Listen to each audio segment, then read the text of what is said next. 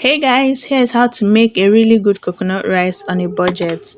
Start by adding some clean water to a clean pot and allow it to boil. While waiting for the water to boil, prep your other ingredients.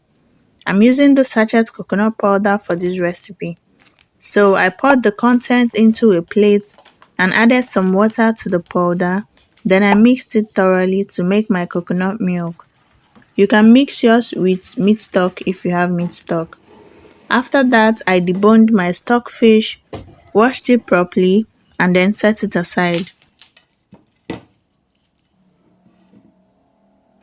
By now, my hot water had already started boiling, so I introduced my raw Nigerian rice into the hot water and allowed it to boil for about 10 minutes. Next, I chopped up some onions and then pounded some fresh yellow peppers. By now, the rice had been boiling for about 10 minutes, so I turned off the heat, washed the rice thoroughly, and then set it aside. Now in your dry pot, add some vegetable oil.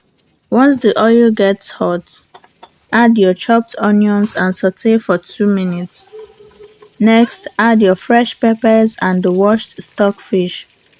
Then add some generous amount of crayfish and pour in the coconut milk which we mixed earlier.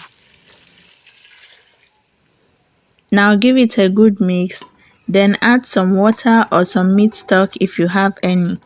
The quantity of water should be slightly above the level of the rice. Now add some salt and some seasoning cubes. Then give it a good mix before adding your washed rice. Now cover the pot and allow the water to dry up. Once the water in the rice dries up, your coconut rice is ready to be served. Let me know if you tried this recipe in the comment section. Remember to subscribe, like, share, and I'll see you guys in my next video.